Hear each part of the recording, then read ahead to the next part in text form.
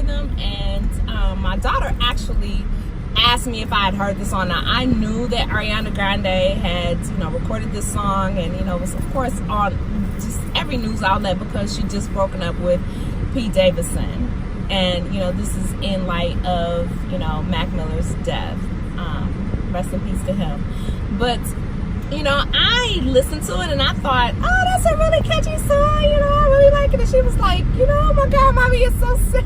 And I was like, well, okay.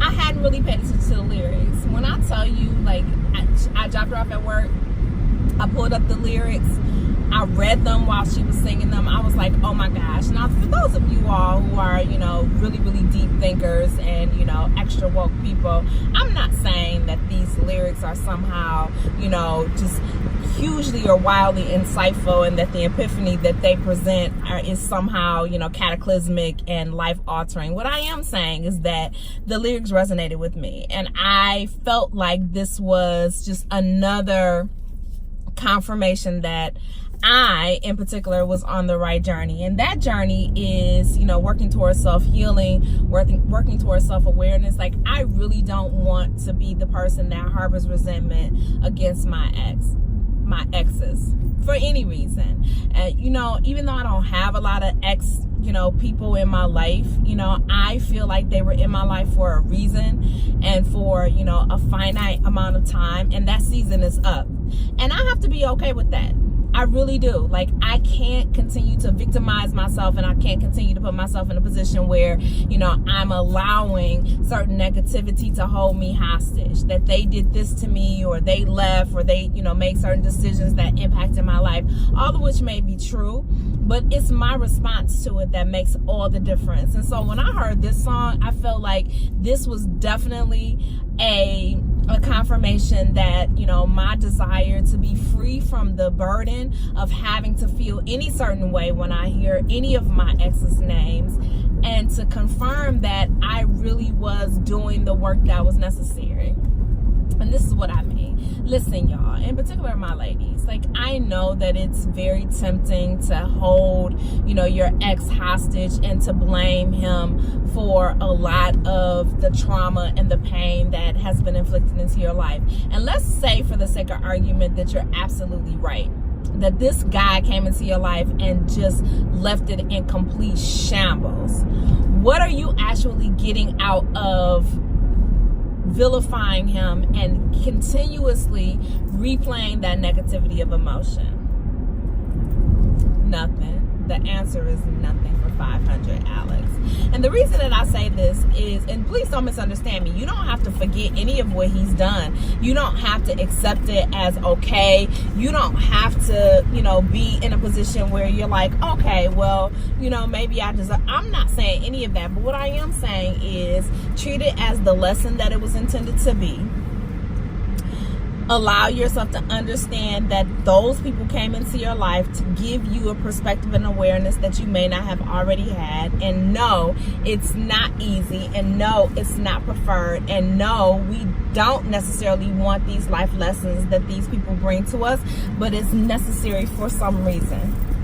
And so when you begin to think that, and you begin to really understand and be aware that these are situations and experiences that are designed not to break you, but to shape you and to give you a different perspective, you can start to now do the work of saying thank you.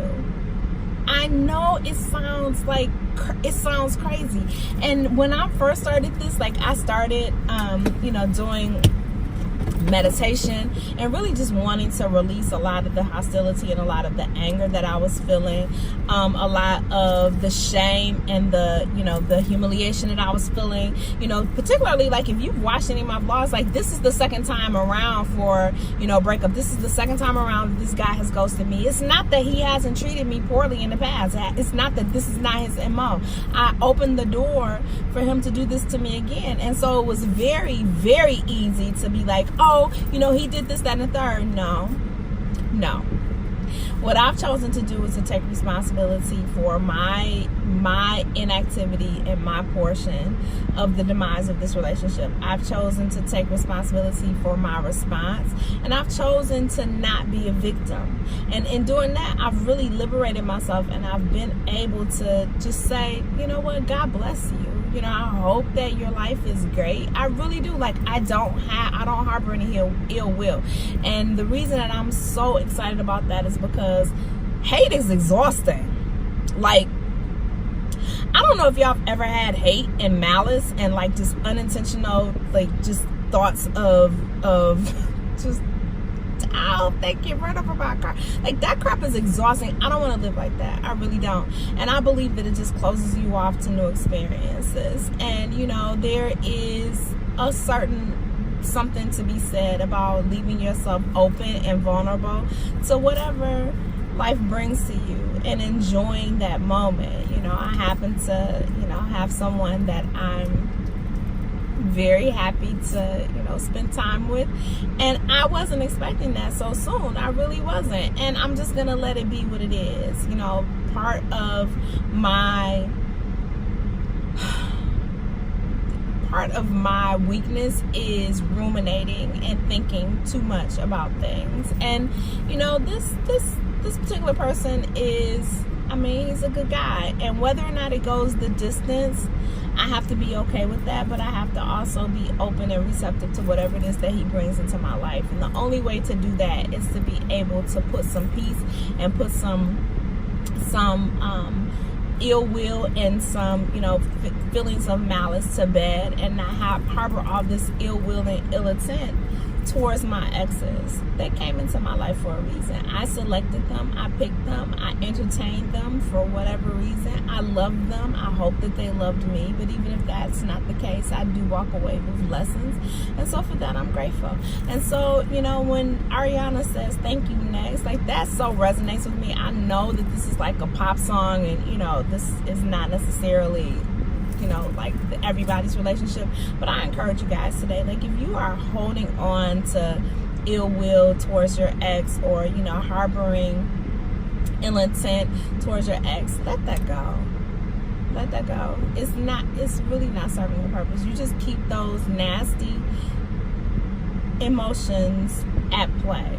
You really do. And it prevents you from really attracting the love and, you know, the relationships that you really need, and it prevents you from moving forward with healing. I encourage you guys to meditate. I encourage you guys to, you know, really practice the art of forgiveness, because I think that people have forgiveness twisted. Forgiveness doesn't mean forgetting. You can remember what they did to you, but you don't have to recall it in such a way that it causes you ill feelings, ill, you know, temperament, and, you know, causes you to be all in your feelings. If you recall a situation with the exact same intensity as when it happened to you, you're not over it. That's unresolved issues, and you really should seek to minimize that whenever possible, because I promise you that is a roadblock, and that is a barrier to you getting and receiving all that life has to offer for you.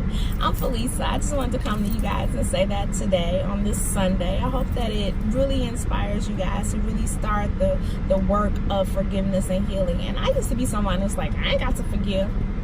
Forgiveness is not for you, it's for the other person. It's not for the other person, it's for you. Sorry.